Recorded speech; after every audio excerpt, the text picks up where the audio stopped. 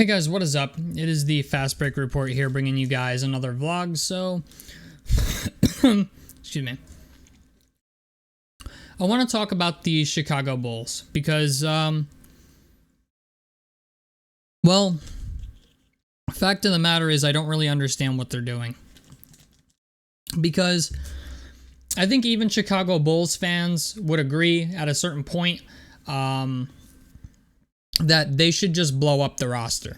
And the reason I say that is because they recently, as of today, actually re-signed Ayo Dosunmu to a 3-year contract worth $21 million. Not a bad signing.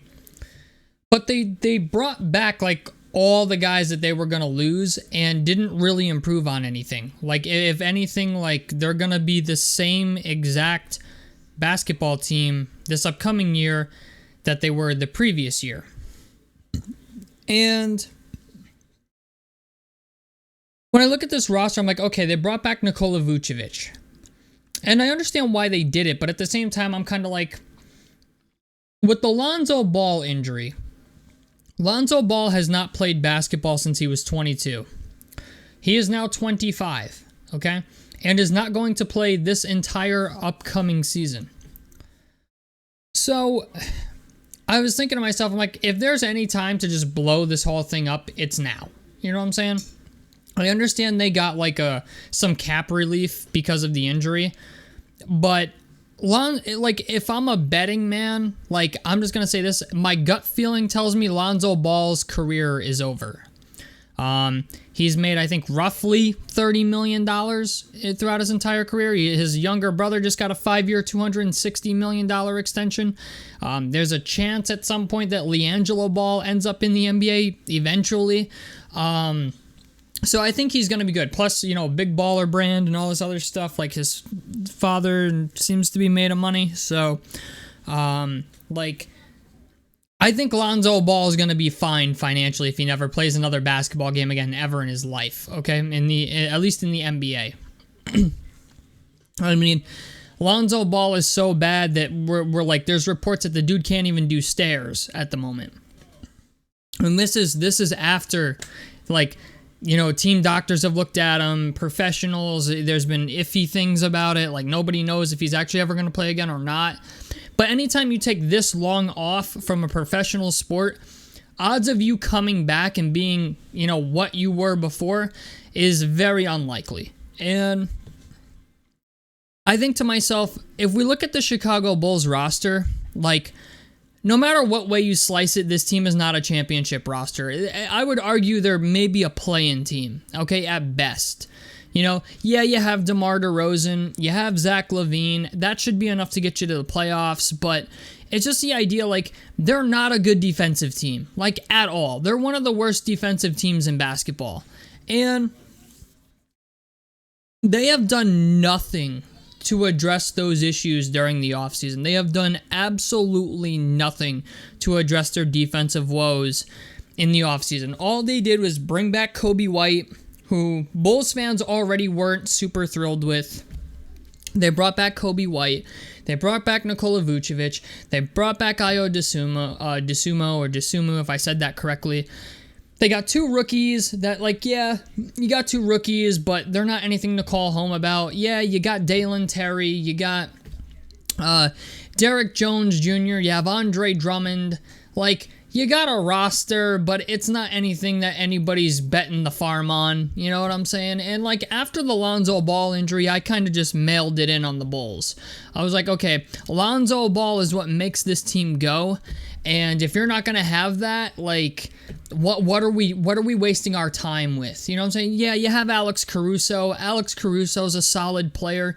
But I look at this roster and I'm like, why don't we just rip it down and, like, build something or retool? Because I'm just going to be honest, I think the years of doing 4 and 5 year rebuilds in the NBA are few and far between at this point. I feel like most teams are doing what we call like a retool, where it's like they trade their best player for a promising young player, and they use their draft picks to like pick up some decent players and give them playing time and see how it goes, right? Like the Utah Jazz have done it, and now the Indiana Pacers have done it, where, you know, instead of rebuilding, yeah, you might rebuild for a year or two, but you're going to be competitive again by year 3 or 4. Utah's doing that. Utah traded Rudy Gobert and Donovan Mitchell, and sure enough, like they were better than expected last season. Yeah, did they taper off at the end of the year? Definitely. Like they basically tanked at the end of the season. But they got Lauri Markkanen, you know, like they got Ochai Agbaji in the Donovan Mitchell trade. They got Walker Kessler in the Rudy Gobert trade, and they got an ass ton of draft assets to go with it. And, you know, Lauri Markkanen was a very bright spot for them. You know what I'm saying? Like they're a team that, like, yeah, they're in a couple years they're gonna be solid. They got Taylor Hendricks in the draft. Keontae George looks like he's going to be promising. Like he had a great summer league. Like they're a team that their rebuild's going to go faster than people think. Oklahoma City's finally starting to look like something. You know what I'm saying? They're another team. They have Josh Giddey, Shai Gilgeous-Alexander. Chet Holmgren's finally going to get his rookie year in this year. Jalen Williams has been instrumental for them. The dude out of Santa Clara, he's been really, really good for them. Like Lou Dort, solid 3-and-D guy. Like all these teams like have at least good young foundations around them. Chicago doesn't really have that. Like, yeah, you could make a case for Patrick Williams, right? But Patrick Williams hasn't shown you, like, a whole lot, really, in the past couple of years. Like, yeah, this past season, he improved a lot, I will say that. But, like, I don't think Patrick Williams has ever really became the player that we expected him to be. He's a solid defender, you know what I'm saying? Like, he's good at a lot of things. But he's, like, a jack of all trades, master of none, to say, you know, basically to summarize.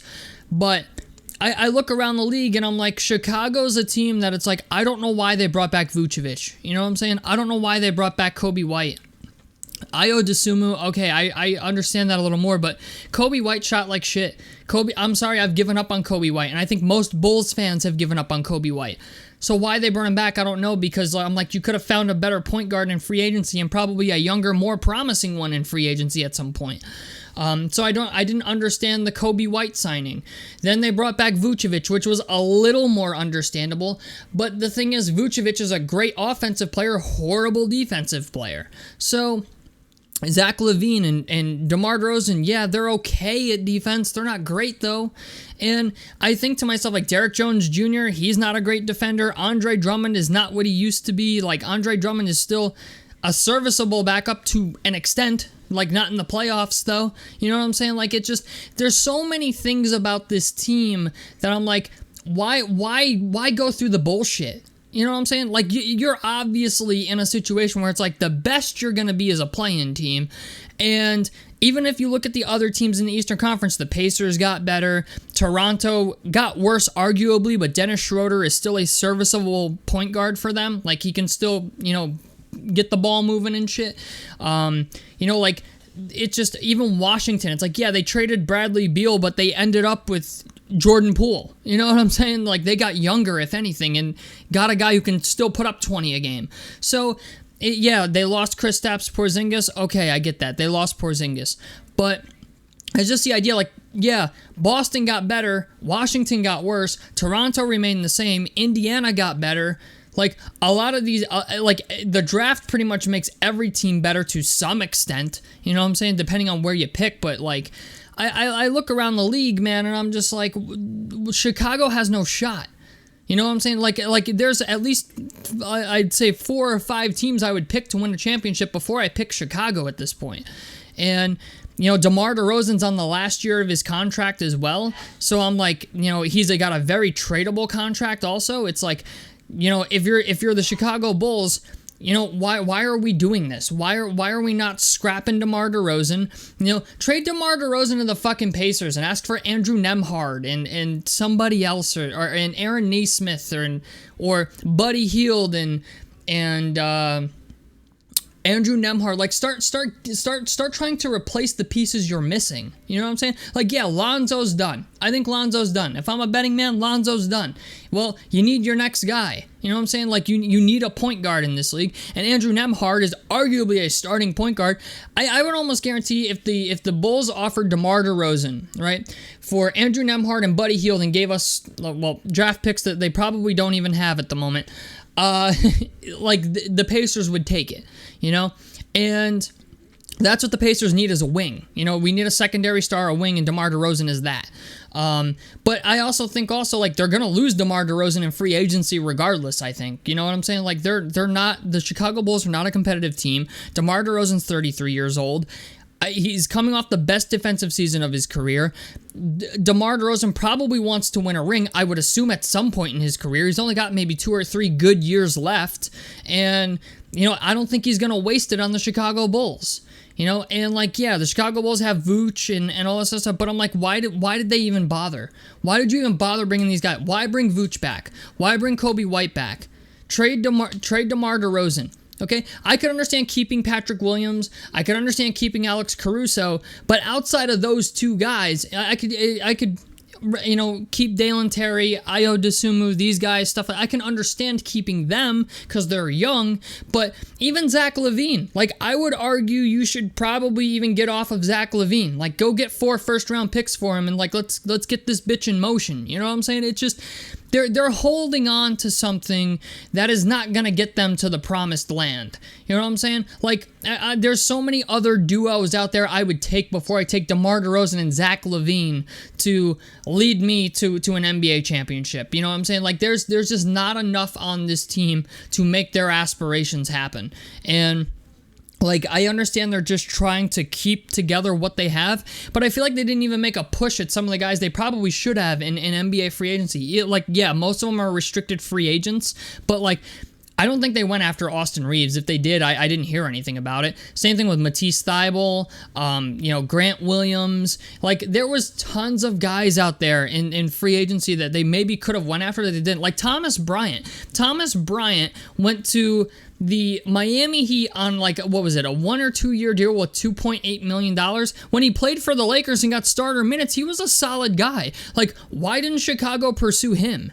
You know, like, I just don't understand what's going on in Chicago. I don't really understand what their logic is or what their game plan is, but I just think to myself, like, you're going to have to rip the Band-Aid off at some point here, because this team's not winning you a championship. It's just not, you know?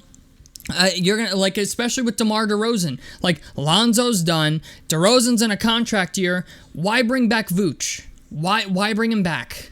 You know what I'm saying? Like, I get it. He was the guy you went all in on. You know, he was the guy that you thought was going to do this for you, but he's clearly not the guy. You know what I'm saying? Like, is he a piece on a championship team? Maybe, but that championship team is not the Chicago Bulls. So, I don't know, man. I don't really fully understand the logic behind what the Chicago Bulls front office is doing, but if I were the Chicago Bulls front office, I'm looking at the Pacers right now, and I'm looking at the Utah Jazz and Oklahoma City and what the San Antonio Spurs are doing, and I'm like, you know what? That should be us. You know what I'm saying? That should be us right now. And they clearly are just not doing that. So I don't know, man.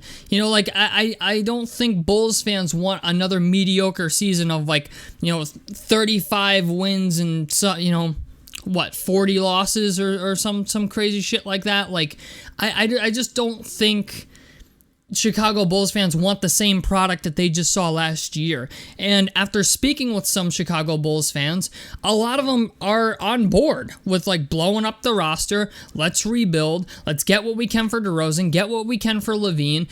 You know, Vooch is a guy that they shouldn't have even resigned. Just let him walk. Like, just do your rebuild. Do your hard reset. And Lonzo's done. You know what I'm saying? At least that's what my gut feeling is. I think Lonzo's done. So why they're trying to salvage this is just doesn't make sense to me. So anyway, I'd love to hear what you guys think about this. Tell me what you guys think about this down below in the comment section below. Helps me out. Subscribe if you guys want to see more. I'm the Fast Break Report, and I'm out of this motherfucker. Peace, guys.